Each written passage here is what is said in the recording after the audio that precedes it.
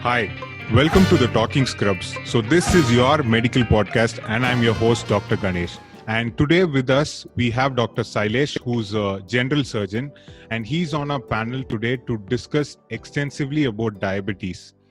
I know there are so much of information out there on the internet and everywhere online about diabetes, but why do we have to talk about it? What is the importance of that? It is estimated that as of today, that around 40 million individuals in India are an established case of diabetes, out of which only one third of them are a population who are either overweight or obese. So what does it mean? Let's find out. Hello, Dr. Sailesh. Welcome to our show and thank you for your time. Yeah, hello Ganesh. And finally, this COVID time has made doctors to go near to the patients through this media, because they usually shy away from medias and interviews. Usually, no one takes interviews with a doctor or anyone. But this COVID time has made them to be more closer to the patients or someone who seek knowledge about a medical field or a medical condition. So this has given us an opportunity to reach out them. Exactly, sir. And at the same time, I feel there is a gap between the patient and the doctors in terms of information. Yeah, actually, they just talk to the patient what is required and they just leave that place. Usually, that's what happening. But there is more and more of information that can be shared by a doctor to a general public, so that that particular disease or condition can be well managed in the future if they face it in their lifetime, or it can be prevented by the same person. So I think we can use this opportunity to reach out them. Definitely, sir. So that is the primal idea of the entire podcast. And thank you for being on our interview. Thank you, Ganesh. Sir, so as a surgeon, why do you think people should know about diabetes? What is your take on it? Actually, to emphasize on the diabetes, we should start with the statistics. Yes. Around 463 million people globally are affected with diabetes, according to status in 2019. Okay. And they expect this number to be doubled by 2030. That is within next 10 years. And diabetes comes in a top 10 list of reason for death of a person. So it's very important to know about the disease and its prevention and its early signs, so that we can pick up the disease easier and quickly. And this is the world statistics. Yes, sir. And the average age which they get the disease is around 42 years. And every year 1 million people die due to diabetes mellitus. Sir, I think probably this is the pandemic we should be talking about than what is happening at the moment. Yeah, that's what I also thought when I collected the statistics reports. And this has been in mind for several years since I entered the surgical field. Though it's though physicians treat diabetes left and right, even though as a surgeon, this has given so much impact to keep on thinking about this disease every day for me. Definitely, sir. I'm sure there wouldn't be a case for you probably in terms of general surgery who might not be a diabetic, right? Like that is how it is in India. Yeah, actually, so as we go through this interview, you can understand the importance of a diabetic patient in a surgeon's life too, because the disease rate is increasing so much, day by day, and the complications lead to problems which deals with almost all departments of the medical field, like all the specialization, like nephrologist, urologist, surgeon, neurosurgery, almost everyone, because it has a wide variety of complications. So almost all doctors should be knowing about it well. Yes, sir. People should be aware of it. And at the same time, I think there is a lot of misinformation out there, sir. Like people they talk anything related to diabetes and there is an audience for that.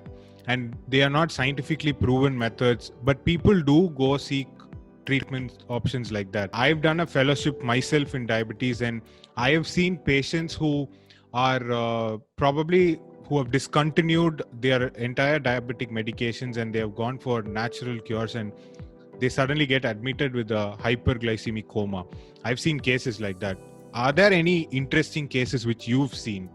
These things are getting increased day by day, even in all type of disease, not only diabetes. And people tend to believe it because people think that once they start medical treatment for diabetes, they will be seeking lifelong medication. That's true because it is a disease which can't be cured. It can be either controlled with the drugs or with diet or with lifestyle modifications. But people tend to think that once they start the insulin or something, they have to be taken for lifetime. So they try to push away the duration. If you have signs of diabetes around 35 years or 40 years, they tend to push the duration to reach the doctor. Like they think if we reach by 45 years, then it is okay to start the medications or drugs like that. So that at least they get some 5-year gap. But it is enough, like even just 5 day or 1 week is enough for the patient to reach out for diabetic ketoacidosis. That is almost a coma stage of diabetes. Sir, and it is shocking for me to see statistics and reports claiming that the incidence of maturity onset diabetes, as in diabetes from age of 20-25, is peaking up in India and Asian countries. So what do you think about that? Okay, actually after MBBS I completed 3 years of general surgery. During that also I have seen diabetic cases leading to surgical complications. And after that, it's almost 3 years I have been practicing alone as a surgical consultant. During this phase, maybe just for a rough statistics idea, I see around 150 to 200 patients every week, new patients. And if you calculate for a year, it comes around 10,000 roughly. Oh. Like 50 weeks, and you take it as a 200 patients per week. It comes around 10,000 roughly. Maybe you cut it 2,000 or 3,000 patients being in follow-up, or 4,000 people. Or make it as an off, then it will be 5,000. And out of 5,000 people, I have seen around 20 to 30 people less than 30 years having type 2 diabetes and on treatment. So this is one diagnosed by. This is one surgeon in India talking, and you should imagine you should equate it with the vast population we are having. So I hope people out there can understand the momentum of what we are talking and what is the magnitude of the problem which we are dealing with at the moment. Yeah, that's what I want people also to know. Like in past 3 years, that too, not even 5 or 10 years, just past 3 years. And I have a ward under my control, which holds about 15 to 20 patients roughly every day. Like it will be filled with 15 patients at least. And out of 15 patients, including both male and female, out of 15 patients, almost 10 to 12 patients land up in surgical ward with diabetic complications. Oh. So this is what This is what I wanted to ask, sir. Because when I was an intern, I was able to see termites and things which were extremely disturbing in a surgical ward. And even when I came out to practice and when I was seeing patients, it was terrifying. And I figured out that a surgeon will be dealing with cases which have gone beyond control. So that is why I wanted to ask, how is it as a surgeon to you? Yeah, see, so it's roughly comes around like out of 15 patients, 12 patients you see just because of diabetes. It comes around around 70 to 80% of people landing up in a ward just because of the disease. And if you think if you take that disease out of this world, you take diabetes out of this world, I'll be just seeing 2-3 patients in my ward every day. So now probably because we spoke about this, and they will say there are 2 doctors out there who are talking, if there is no disease, there will not be patients, and there will be someone in the YouTube comments by now who's going to write that. Then some 2 coronas will be dealing, 2 types of corona. It would have started 2 years before itself, that we can't tell. instead of treating them. We can get in preventive medicine. Sir, but I genuinely feel preventive medicine is the need of the hour in terms of all diseases, for that matter. Yeah, definitely. And when you asked for this discussion, you have asked me certain questions like what are the things overlooked. Sir, so we were talking about why is it important for us to talk about diabetes and things like that. And I'm sure by now people will be knowing that if someone is frequently urinating, or someone's having some pain in their legs, or someone has a family history of diabetes, they are at high risk of developing the disease, because it's been spoke about always outside. What are the symptoms which are vague, which a patient misses and he overlooks the problem, and what are those which you have encountered from patients? Like we can take it from head to foot, like few symptoms. Like what I think is these symptoms will be very vague, actually, very vague to think about a disease. Actually, this diabetes starts with very very vague symptoms. You won't even think about a disease. Like as you told, even polydipsia, polyphagia, you will think that you will be having due to summer, or you have been overworking, so you are eating so much, or you have thirst due to roaming around places, so you're drinking water, or you are micturating too much because you had so much water. So it goes like this. You won't even have a clue that you have a disease, actually, per se.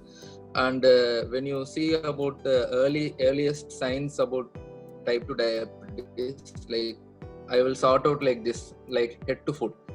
Like just take from eyes, you'll be having a blurry vision. You'll be thinking you had some visual disturbance or something. And in case of oral cavity, you may having a dental tooth decay. And ENT, like ear, nose and throat, you may be having some recurrent URI or upper respiratory tract infection, or like otitis media. What they tell is middle ear infections, Yes, leading to discharge of pus, like so ear infections. And as you go down, even in armpits, some develop recurrent abscess or like pus pointing lesions, conditions, some itching. And these armpits and finger web spaces will be having some fungal infection that causes recurrent itching or formation of some pus abscess. Even the nail bed abscess, paronychia, nail and the place where the nail and skin gets the meeting place of nail and skin. So the paronychia, they will tell, actually it is due to the fungal infection with overadded bacterial infection. the nail bed. And when you go, nail bed. So when you go to the torso, like abdomen and chest, you'll be having some skin infection, some sebaceous cyst, they tell. It is a sweat gland infection. And even in females, there will be a breast abscess. Okay. Breast abscess may be there. And as you go down in groin area, it is like armpit. It will be having lots of bacteria with sweat glands with so much secretions, leading to local skin infections. Right. And even vaginal infection in case of females. And cystitis, they tell, it is a urinary bladder infection leading to lower abdomen pain and painful urination.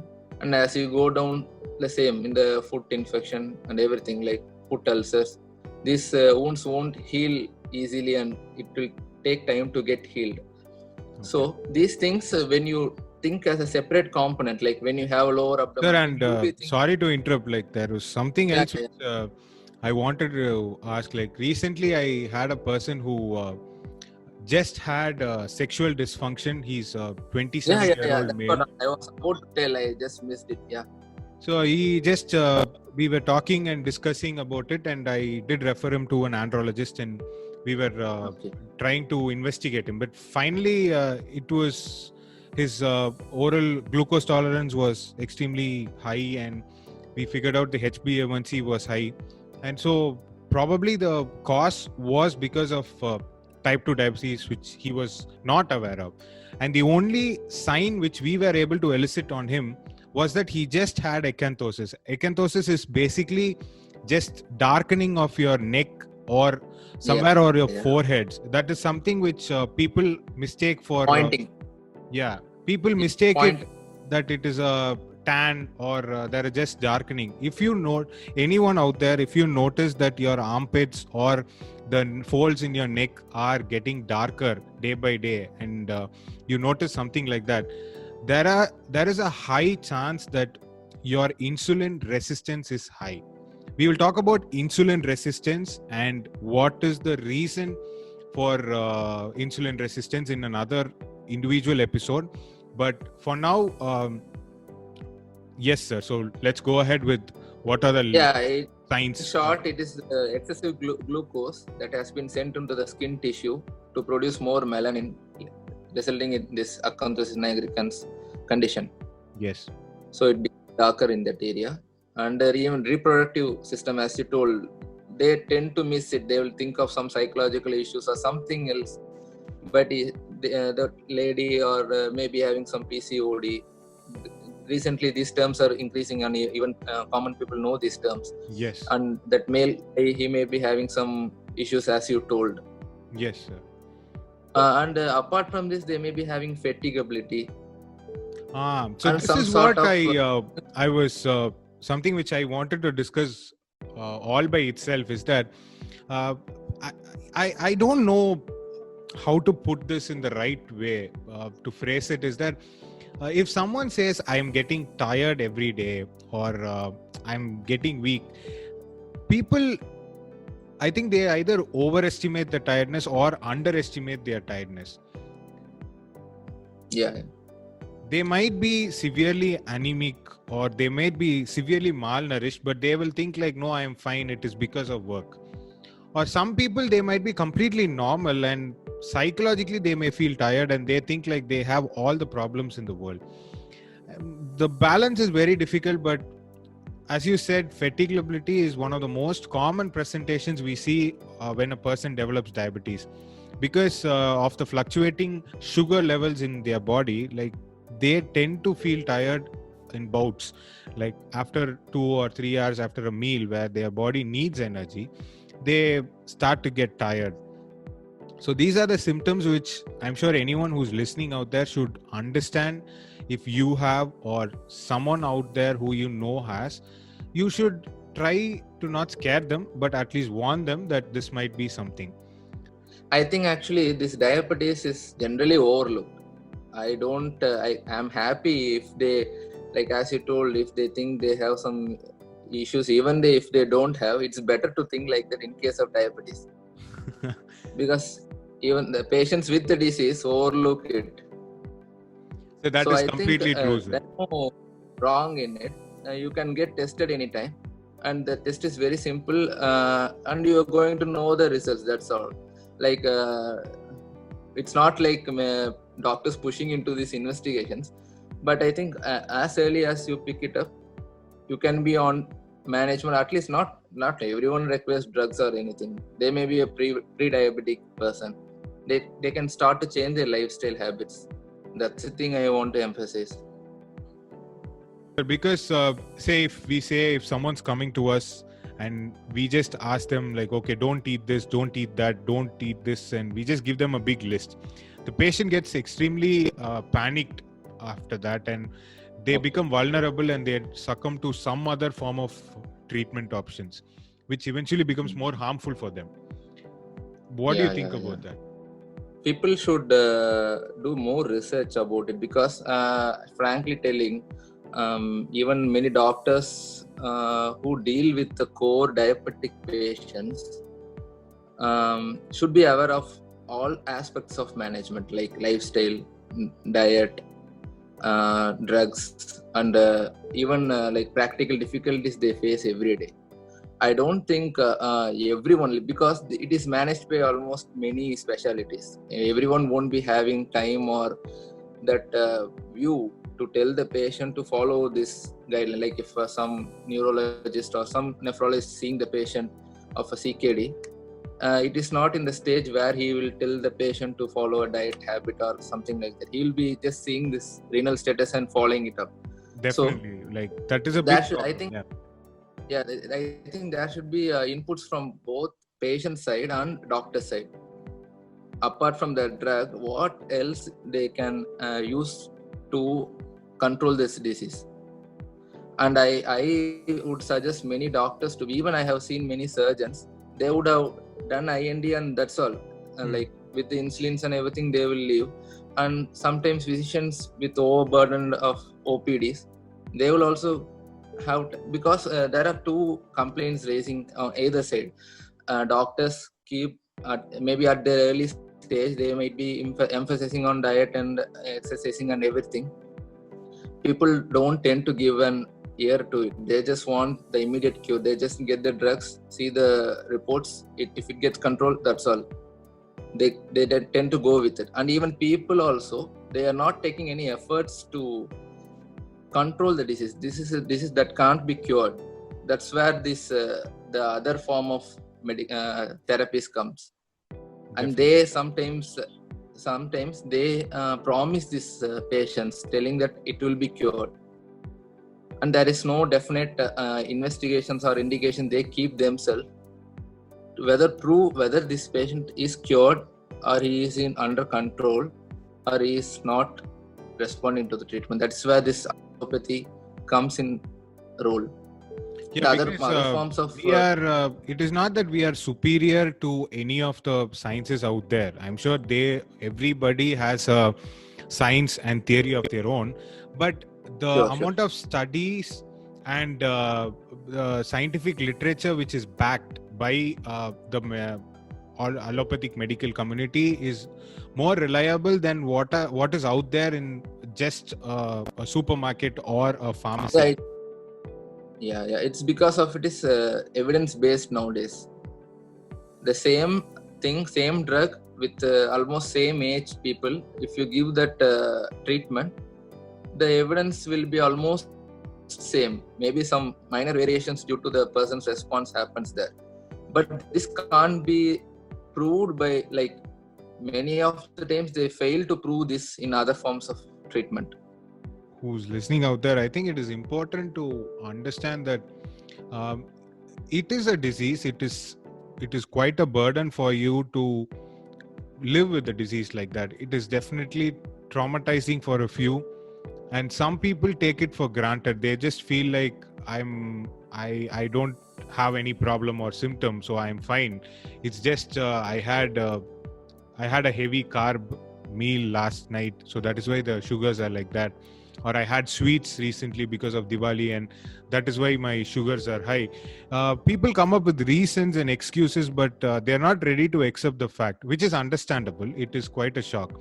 But if you really care about your loved ones, or if you care about your own health, I think it is important to analyze what is going inside your body and how your body is responding to it. How your body responded to a heavy full meals, like say in India, we are someone who eats a lot of rice. We consume a lot of carbohydrates as a primary diet.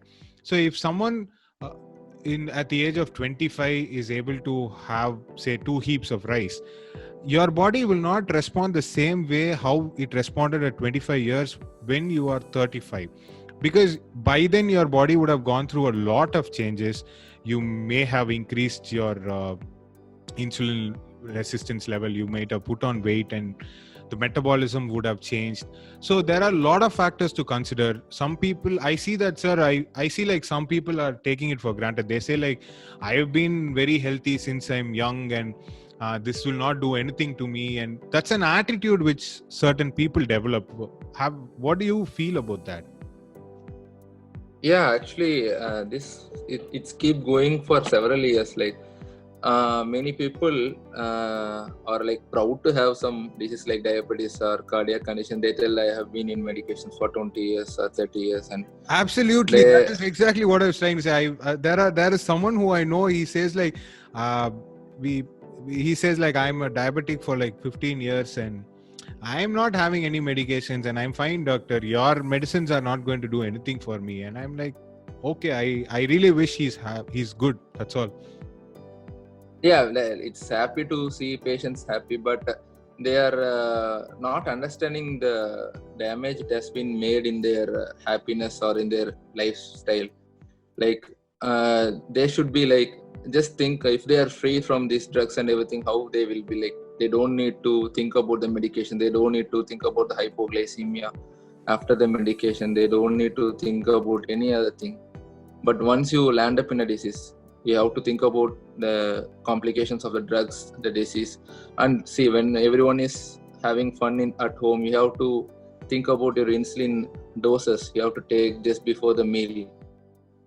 And it's not very easy. Sometimes they may, like, once as the disease progresses, even small things will be very traumatizing them. And it will be like, maybe earlier stage they may be feeling like that, but as days progress, they will definitely regret. That's what I am trying to tell. They should start regretting at the earliest, like they should feel at the earliest stage. Sir, it used to be very common in the early 70s and 60s that amputation was one of the primary ways, because to control or combat gangrene, because the sugar levels were out of control and we didn't have the modern medications like what we're having now. So they used to amputate. How often does amputation happen nowadays? How is the scene now, and what do you think has changed? No, like even since I entered in the surgical field, I think I have almost handled 20 amputations, 15 to 20 roughly. That is actually quite shocking, sir. I didn't expect this answer. Yeah, it occurs even now, and I have referred more than maybe 10 to 15 to higher center because we couldn't handle it. This is like since 2014, I entered the surgical field as a postgraduate. Like in last 6 years, just as a single surgeon. Like maybe I have witnessed some 30 patients who is undergoing amputation, and maybe around 20-30 people who has undergone amputation. Because the reason why I asked about it is because someone asked me this. They said this is like not just a toe, it's like below knee amputation. Exactly, like below knee. And now the people who are above 50s, they have seen a lot of people when they were young who didn't have feet because they had sugars. But now the newer people, like even I would say, even I have never come across someone in my family who's had an amputation so far. So it is hard to find these days. But I know it is not the scenario out there when you come to a real life clinical practice. So that is why I asked you this question. Yeah, like and this the sad thing is most of the people are in their middle age. Like they need to earn some 10 more years for their family. They can earn and they can help their family 10 more years. Like these patients undergone amputation at the age of 40 to 55, like in that age group. It is sad, sir. Like either if someone is going through an amputation or someone's lost their kidney functions because of an uncontrolled sugar, or someone losing their vision because of blood sugar, it is sad, because it's like people are ready to go cut and chop a tree if it is trying to creep inside their house, but they are not ready to take care of the sugars which are literally eating them. Yeah, that's why I wonder every time when I speak about this topic seriously to anyone who I see, like even a medical person, even medicos, lots of medicos are not feared about this disease. Definitely, that is true, sir. That is so true. Yeah, I have a few colleagues who are pre-diabetic, like my juniors, like 2-3 years less than me. And they're not much worried. I don't know, like they'll end up in a state like that, or they made their mind earlier itself. That I couldn't guess, and we can't judge everyone. But like people generally, like even not even 1 or 2% consider these discussions as a serious thing. But I have literally shocked. Even I didn't think I will be handling so much amputations. And just below knee amputations I have seen so much.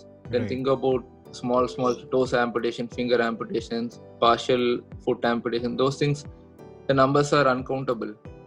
Sir, it is quite sad to understand the impact it is creating. So that is why we've come up with this series where we thought we will create a separate playlist in the category of diabetes, and we will go on about it. This was an overview episode where we talk about diabetes in general. So we were planning to go ahead with further in detail about it, like going what are the symptoms, how to live with diabetes, what are the lifestyle modifications needed, and how to go ahead and go system wise. We thought of bringing in experts from each system to speak about it. So that is why we thought about it, and I think this is a good start. And we really thank you for your time, sir. Thank you for coming Thank you. coming Actually, online. these And facts, I do a few more points in sure, sir. in this.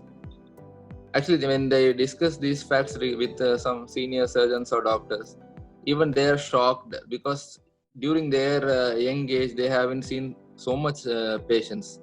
Like maybe 20, 30 or 40 years before, when these senior surgeons were young as me, they Okay. haven't faced much diabetes because at the time it has not occurred to so much people. Probably because But people were not aware of diabetes, or maybe the testing was not so viral like how it is now. that's one reason, and I think they wouldn't have handled so much amputations or thing.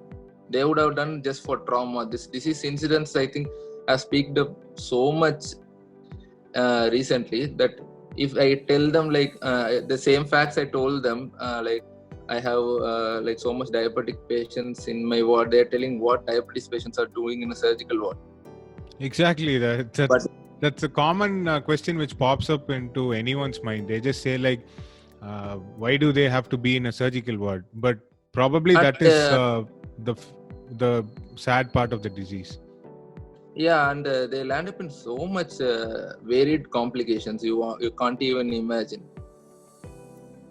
It's not that the same foot or same abscess or something, like n number of complications you think, and you can see everyone in the ward. And I also want to add one philosophical thought which I developed while seeing such patients. Sure. As you told in between our discussion, like people need to take care of their body, and people need to care among other people, like everything, like people should love their body, and they also respect love, and they also expect love from the other people. So the same philosophy, like whenever I see few, like there was a separate ward for this to handle such a septic infected patients during my post graduation. Yeah. And it will have some 20 beds with all these infected patients and diabetic ulcers and everything. So we can easily tell the progress of the patient, because just imagine two people landing up with the same type of ulcer in their foot, and the first thing why they like when I was thinking randomly why they landed up with this so much complicated ulcer in this ward. Then the answer which I got is he has neglected to look after his own body, and that has occurred because his relatives or his son or his mother or his wife failed to look after him. Like he missed to love his body, and others also, that occurred because others neglected him. Right. So he almost neglected his own body. So this has resulted in, like, they come up with maggots and everything. It straightly reflects that he has totally neglected himself because others neglected him. And the other thing is, we can tell the progress of the both patients just by seeing the relatives or whoever takes care of him. The one person who has a good, like, son or mother or wife or husband who takes care of him every time, like they help him out in dressings, they help him out in giving proper diet and everything, that guy recovers so quickly. Okay. That the other guy who was totally neglected, had like bystander who just came just for namesake, and just for a legal issue, it just comes and goes, no? That guy takes so much time, or he will end up in amputation, or almost he may die in sepsis. That is, the infection has spread to the entire body. So ultimate thing that's is really sad, like, and that is the reality. The simplest philosophy is love. Like, you love your body, and also you receive some love from the surrounding people, and I think it may protect you. And I think it is important for anybody who's dealing with someone with high blood sugar. You should, if you really love them and you want to have a check on them, you should probably see what they're eating. Try to see if they are high, if they are fine, and if they happen to have a problem, you should be there to support them and morally boost them up to get them, recover them, make the recovery as fast as possible. I think it's something which all of us should have in mind. And even as doctors, simple philosophy, we have to the empathy which we should share among our fellow diabetes patients are that we should be more empathetic towards the ones who need it. And I think it is there, but there's always scope for more. I'm sure we should work for it together. Definitely, sir. Thank you. And everybody out there who are in a lockdown, I'm sure it is a very tough time for all of us. But if you're diabetic, or if you know someone who's diabetic, you should make sure that they are taking their medications on time. If they haven't checked their blood sugars any time in the recent past because of a lockdown, or they are not able to reach out to a lab, please contact your physician or someone who's treating you and let them know what is happening. Try to get a glucometer as if it is possible, or try to reach out to a nearby clinic where you can safely go and get your blood sugars checked, because sometimes the medications might be under prescribed or over prescribed, because that is how the disease is. The doctor goes through a series of titration to get you to a proper dosage. So if something like this there, you don't step away from that. Don't take it for granted. Make sure you take your medications on time and always eat rightfully. So thank you for listening, people, and this is all for today, and we will see you soon on another discussion or a new episode. Cheers.